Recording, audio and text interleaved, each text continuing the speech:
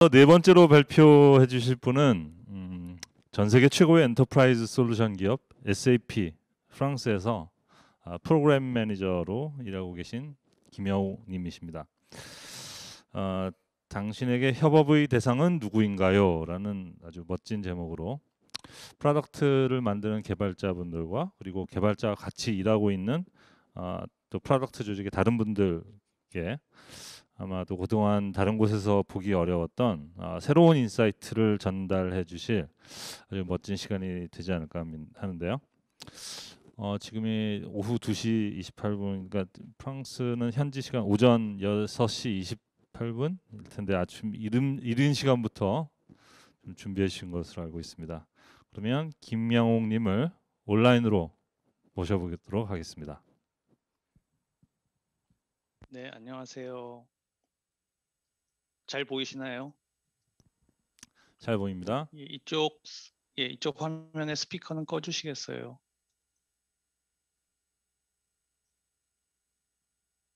예, 됐습니다.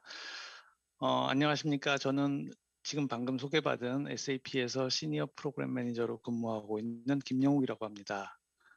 제가 지금 바로 스크린 쉐어를 하면서 시작하도록 하겠습니다.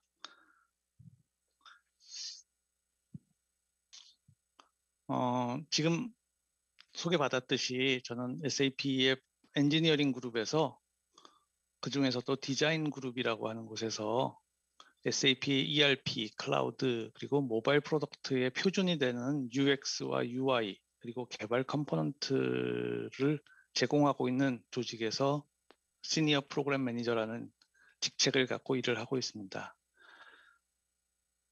프로그램 매니저라고 하면은 여러 가지 개발 조직, 그 다음에 디자인 조직, 그리고 또한 다른 PM들과 함께 제품에 대해서 고민하고 그 제품이 고객들에게 어떤 지속 가능한 가치를 제공하는지에 대해서 치열하게 일하는 곳입니다. 저는 하루하루 꽤나 즐겁고 행복하게 일을 하고 있습니다. 오늘의 주제는 협업 대상은 무엇입니까? 무엇인가요? 로 정했습니다. 제가 누구인가요라고 정하지 않고 무엇인가요라고 정한 것이 여러분들에게 약간은 들어가면서 호기심을 드렸으면 합니다. 여러분들이 보통 협업 대상을 떠올릴 때는 팀원이나 팀장 혹은 상사나 부하 혹은 지사나 거래처와 같은 어떤 자기 일을 둘러싸고 있는 사람들을 주위로 생각하시는데 오늘은 조금은 다른 이야기를 좀 해볼까 합니다. 협업의 첫 번째 대상은 생각입니다. 여러분들이 나누고자 하는 생각, 여러분들이 전달하고자 하는 아이디어, 여러분들이 뭔가 바꾸고 싶어 하는 것들을 협업의 첫 번째 대상으로 생각하셔야 여러분들이 그 협업의 효율성을 높일 수 있습니다. 여러분들의 머리에서는 매일매일 새롭고 혁신적인 아이디어와 계획이 떠오릅니다. 그 아이디어와 계획 생각들을 여러분들이 있는 그곳에서 현재 이 시간에 제품 안에 혹은 서비스 안에 혹은 조직의 프로세스 안에다가 넣어보려고 합니다. 그럼에도 대부분의 그런 아이디어들이 여러분들의 머리를 떠나서 화면으로 나타나거나 이야기로 나타날 때 많은 아이디어가 쉽게 시들기 시작합니다. 머릿속에서는 꽃을 피웠던 많은 아이디어가 주위 사람들과 이야기를 하는 동안에 시들기 시작합니다. 왜 그럴까요?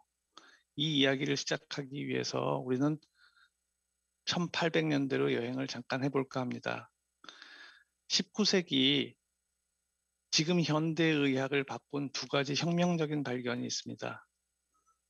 첫 번째가 마취법이고 두 번째가 소독법입니다. 거의 같은 시기에 발견이 되었습니다.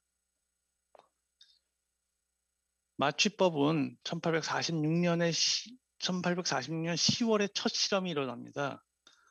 그림에서 보다시피 그 전까지는 이렇게 사람이 마취가 되지 않은 상태에서 온갖 외과 수술을 하다 보니 고통은 너무너무 컸고 이 수술을 제대로 진행할 수가 없기 때문에 여러 명의 보조 인원들이 필요했습니다.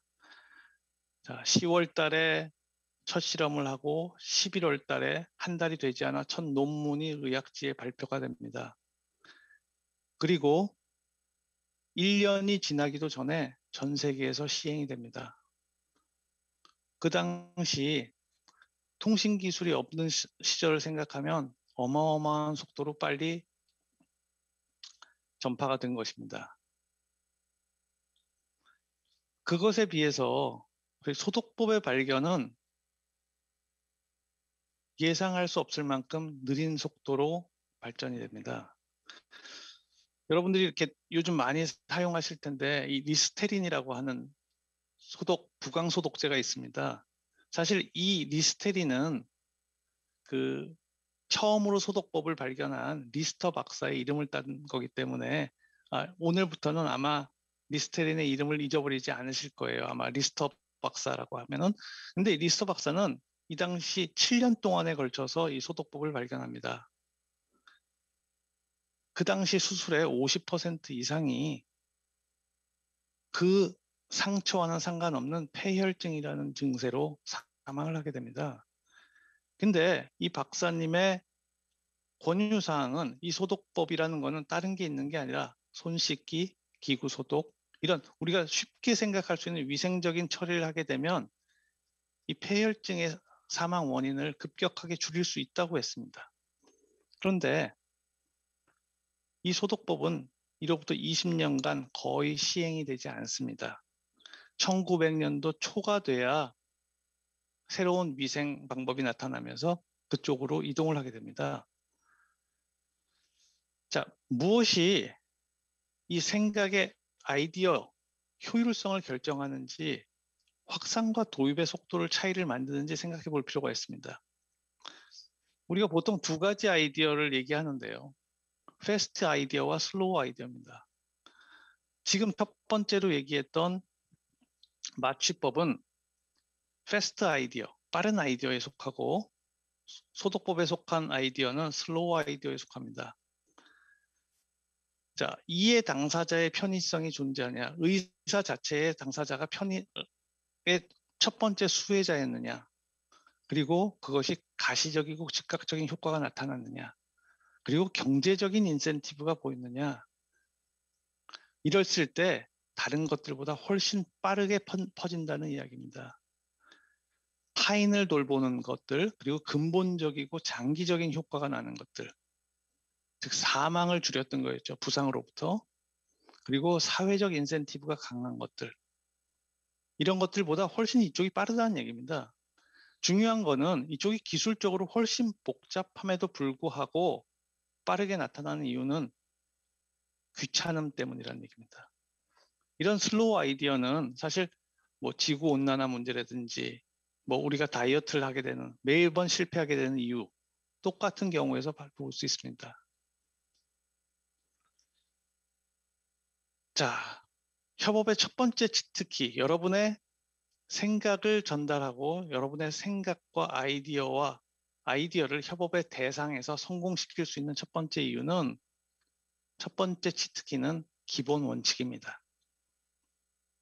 시간이 느리지만 기본 원칙, 여러분들이 귀찮다고 하는 기본 원칙을 잘 지키셔야 협업이 가능합니다. 회사에는 수도 없는 관행이라든지 가이드라인이라든지 우리가 뭐 선언을 한다든지 이런 규칙이라든지 수도 없이 많습니다. 이런 수도 없는 것들, 그 다음에 형식에 맞는 이메일 쓰기, 효율을 높이고 그것이 사회에 영향력을 미치게 하려면 기본 업무 규칙에서, 원칙에서, 그것을 지키는 것에서 효율성이 나옵니다. 귀찮은 것 같지만 사실 오해를 없애고 반복 확인을 줄이고 모두의 이해를 끌어내는 데는 우리가 원칙이라는 것이 필요합니다. 오늘 처음에 박 의장님이 말씀하셨던 위키의 정보 모으기, 이게 어려워서 하지 않는 게 아닙니다. 귀찮고 번거롭기 때문에, 내가 하던 습관이 아니기 때문에 못하는 겁니다. 협업의 첫 번째 대상, 가장 중요한 여러분의 컨텐츠, 여러분의 생각, 여러분의 아이디어, 여러분의 제언들이 안 되는 이유는 여러분들이 원하는 것들을 성취하기 전에 기본 원칙을 지키는 데서부터 시작합니다. 두 번째 협업의 대상입니다. 소외된 고객들에 대해서 얘기하고 싶습니다. 여러분의 협업 대상은 사실 고객입니다. 상사도 고객이고 여러분의 동료 또한 고객입니다. 여러분의 제품 서비스를 사용하는 고객도 되고 사용하게 될 모든 잠재 고객도 고객입니다.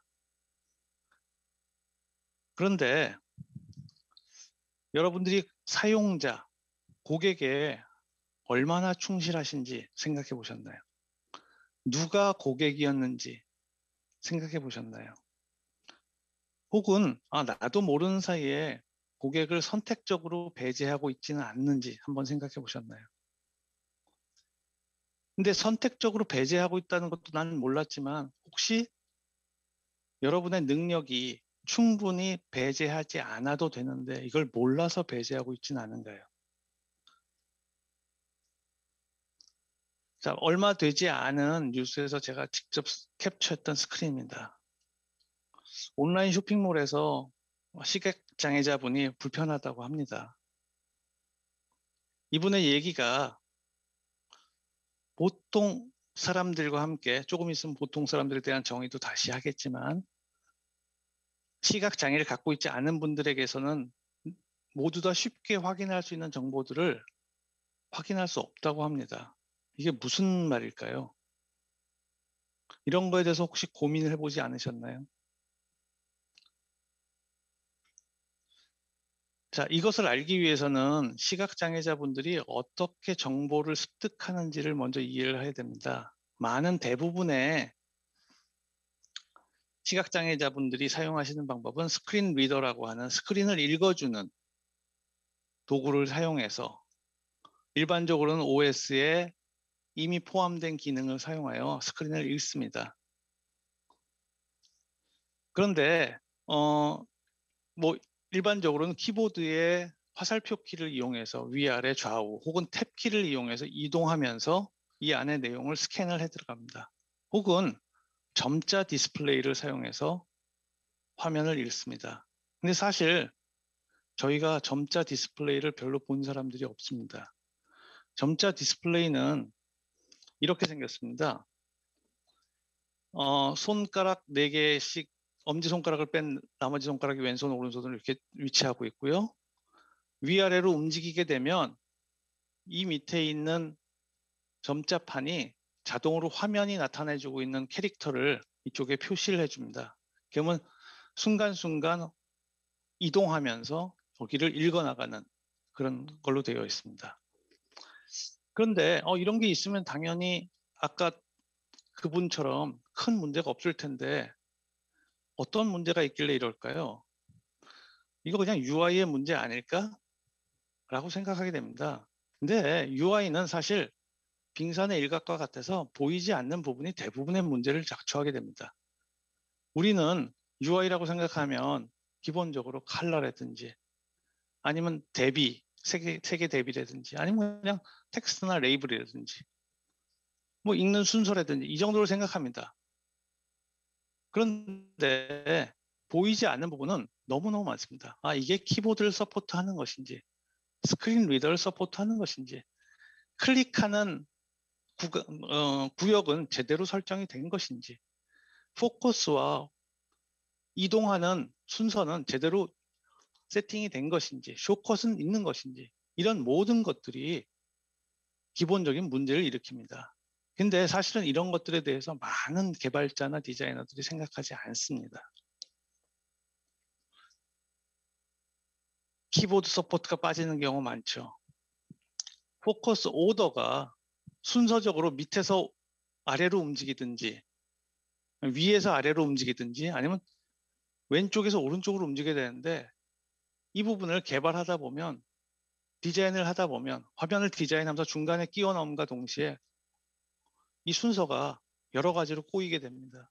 확인을 제대로 안 합니다. 쇼컷이 있는지, 제대로 엘리먼트, 뭐 드롭 리스트라든지 리스트 박스라든지 이런 것들이 제대로 설정이 되어 있는지 가장 많이 나타나는 부분은 이미지 디스크립션이 제대로 되어 있는지입니다. 실예를 들어보도록 하겠습니다. 제가 작년에 꽤나 신경을 써서 만들었던 독일에 제공했던 코로나 워닝 앱이 있었습니다. 특히나 코로나 워닝 앱은 저희 같은 일반인, 그다음에 어르신들 아니면 아주 어린 친구들까지 모두 다 사용했기 때문에 굉장히 신경을 많이 쓰고 일반인 대상으로 많이 만들었습니다. 우리가 이 화면의 내용을 보시게 되면 우리는 그냥 직관적으로 이해합니다. 이거는 이미지고 이건 설명이구나 라고 알게 됩니다. 그런데 실제적으로 개발을 하다 보면 이러한 그냥 보통 사람들이라면 시각장애를 갖고 있지 않은 분들이라면 이렇게 쉽게 세 명이 서로 통신을 하는구나 라고 알 수 있는 부분에 대해서 어떤 뒷단에서는 어떤 일들이 발생을 해야 하냐면 첫 번째는 이 이미지에 대한 디스크립션을 정확하게 아주 그리고 자세하게 적어줘야 됩니다. 왜냐하면 이 부분을 시각 장애를 갖고 계신 분들이 스크린 리더를 통해서 읽기 때문입니다. 자, 안드로이드 같은 경우에는 여러분들이 개발 경험이 있으시다면 이렇게 스트링을 여기서 받아서 여기다 설정을 하고 런타임에 설정을 하고 여기서 세팅을 하게 되면 실제적으로 보여지게 되는 거죠. 이런 거에 대한 모든 자료는 이쪽을 제가 그 슬라이드에 포함된 링크를 가시면 더 자세하게 아실 수 있습니다. 근데 이렇게 모든 것들이 들어가면 좋겠는데 사실은 이런 경우도 발생을 하게 됩니다. 이런 옵션에 따라서 bit맵이 이미지가 변하게 되고 변함에 따라서 메시지가 변경되는 경우가 발생을 하게 됩니다. 이 변경되는 발생을 하는 경우에 마찬가지로 코딩에서 서포트해주지 않으면 프로그램에서 서포트해주지 않으면 디자인에서 서포트해주지 않으면 어느샌가 고객들이 소외되는 고객증이 발생을 하게 됩니다. 보시다시피 상황에 따라서 클릭이 발생할 때마다 이벤트를 발생해서 바꿔주는 이 처리가 필요합니다. 이 처리들이 안 하다 보니까 우리 이웃들 아니면 우리의 고객들 중에 어떤 일부분의 고객들은 늘 소외되고 늘 저희가 모든 사람들이 아는 정보에 대한 공유를 함께 받지 못하게 되는 거죠. 자, 이게 사실 굉장히 많이 나타나는 그 한국의 쇼핑몰들의 상황입니다. 모든 것들이 다 이미지화되어 있습니다. 이거를 어떻게 읽습니까? 이런 것들이 아까처럼 이미지 디스크립션으로 되어 있지 않으면 아까 처음에 시각장애자분이 말씀하셨듯이 똑같은 정보를 주지 않고 정보에서 그 이퀄리티가 발생하지 않는 부분이 생기는 겁니다. 또 한 가지 예입니다. 이건 실생활의 예죠. 여러분이 쉽게 보실 수 있는 편의점의 음료 냉장고입니다. 음료 냉장고에도 굉장히 친절하게 음료마다 요즘 법률로 정해져 있으니까 이 점자 확인을 하게 되어 있습니다. 근데 보시게 되면 모든 다른 음료수가의 점자가 똑같은 점자 표시를 하고 있다는 걸 알고 계십니다. 보실 수 있습니다. 이쪽도 마찬가지입니다. 예. 자, 이런 상황에서 아까 그런 시각장애자분이 보시게 되는 이 냉장고의 모습은 이렇습니다. 여러분들이 충분히 해결할 수 있는 문제들을 저희는 그 상황을 보지 못하기 때문에 저희는 무시하고 있었는지 모릅니다. 이것 역시 굉장히 우리는 편하게 사용할 수 있는데 이게 혹시라도 여기 위에 손을 흔들면 물이 나옵니다 라는 얘기인데 아주 나쁜 디자인이고 나쁜 개발된 상품이죠. 왜냐하면 손에 장애를 갖고 계시다거나 저는 지금 장애를 가지신 분들을 옹호하기 위한 말씀만을 드리는 것은 아닙니다. 혹은 그 당시 상황에 따라서 물건을 들고 계신 분이라든지 영어를 모르시는 분이라든지 작은 글씨를 읽을 수 없는 시력에 문제가 있으신 분이라든지 아니면 그 당시에 손을 다치신 분들에겐 똑같은 경우에 무용지물화된 물건이 되고 맙니다. 우리가 컴퓨터 인더스트리에서 살면서 쉽게 하는 얘기들이 있습니다. 마스터와 슬레이브. 또 하나의 소외된 고객을 만드는 단어입니다. 이 외에도 또 있죠. 화이트리스트, 블랙리스트. 상황에 따라 좋고 나쁨을 어느 순간 소외를 만드는 우리가 함께 살고 있는 이 세상에서 소외층을 만드는데 우리가 아무 생각 없이 사용을 하고 있습니다. 우리가 일반적으로 프로덕트를 디자인하거나 프로덕트를 만들 때는 우리가 보통이라고 일반이라고 생각하는 이런 조건들을 생각해서 만듭니다. 그렇게 되면 자동으로 이 상황에 속하지 못하는 많은 수의 우리 이웃들이 소외가 됩니다. 지구 전체 인구가 78억이라고 생각을 했을 때 여기에 속하고 계신 분들은 기본적으로 퍼머넌트한 영구한 장애를 갖고 계신 분들은 1억 명 정도인데 이 부분이 아까처럼 상황에 따른 아니면 일시적인 장애까지 포함을 하게 되면 10억, 15억까지 계산할 수 있습니다. 자, 대단히 이 소외된 상태에서 이노베이션으로 바꿨던 가장 좋았던 그 이노베이션의 형태는 구글에 계신 이 엔지니어 분이 만든 유튜브의 오토 캡션입니다. 요즘 많은 분들이 지금 여기 계신 모든 분들도 아주 쉽게 그리고 매일같이 사용하는 애용하는 상황이죠. 이분은 사실 자신의 장애를 위해서 개발은 했지만 결과적으로는 지금 많은 사람들이 사용하는 거는 주위에 소리가 시끄러운 분들이라든지 아니면 어떤 장애를 갖고 계신 분이라든지 아니면 일시적으로 귀에 염증이 있으신 분이라든지 모두 다 너무 사랑스럽게 사용하는 기능이 되었습니다. 자, 우리가 지금까지 장애라고 생각하는 부분이 어떤 개인적인 건강에 관한 문제였다면 이제는 이 부분을 조금 넓혀볼 때입니다. 얘기했듯이 어떤 퍼머넌트 장애가 있을 수 있지만 영구적인 장애가 있을 수 있지만 순간적인 장애도 있을 수 있고 상황적인 장애가 있을 수도 있습니다. 말을 못하는 영구적인 장애가 있을 수도 있지만 그 당시에 잠깐 아프신 성대가 아픈 분도 있을 수 있고 아니면 말 자체에 액센트가 강하신 분이 있을 수도 있습니다. 정상이다, 일반인이다 이런 건 없습니다. 우리가 평균 사용자를 찾으려고 할 때 오류가 발생을 하고 실수가 발생한다는 얘기를 하고 싶습니다. 우리가 이런 동그란 모델에서 들어와 있으면 우리, 밖에 있으면 남이 아니라 여러분들이 제품을 만드실 때 여러 가지의 터치 포인트를 만드셨으면 좋겠습니다. 검증하는 왜 우리가 만드는 거지? 누구를 위해서 만드는 거지? 그렇다면 어떻게 만들어야 되는 거지? 아, 이걸 누가 만들었지? 그리고 이걸 왜 만드는 거고? 어떻게 만드는 거고? 무엇을 만들어야 되는 건가?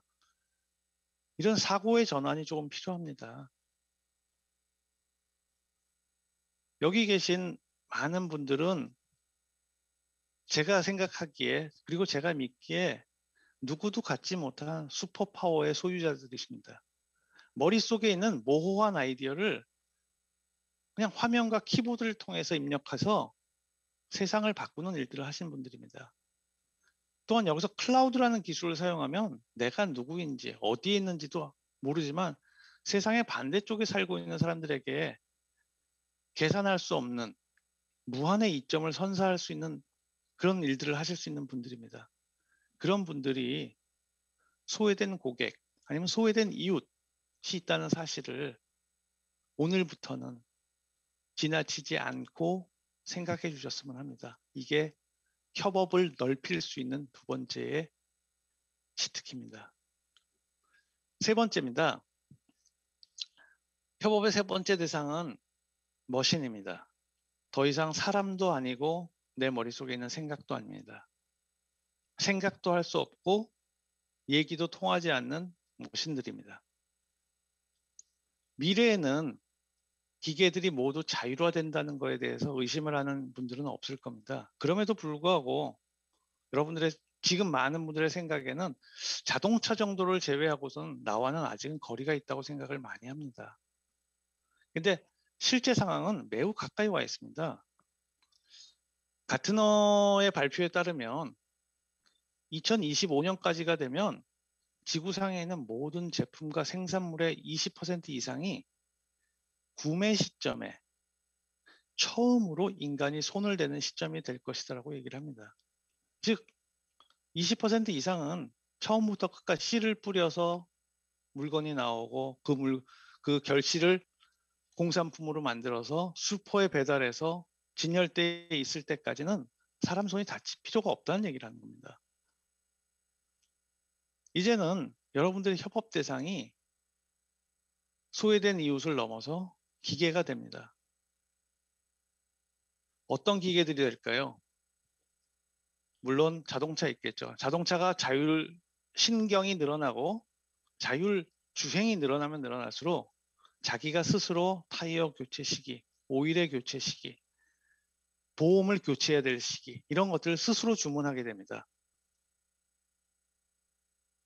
뭐 운전자가 아니겠죠. 더 이상 주인이 탔는데 피곤하면 휴게소에 직접 들릴 수도 있습니다. 자동차가 발전함에 따라 길도 발전할 겁니다. 길도 훨씬 스마트해질 겁니다.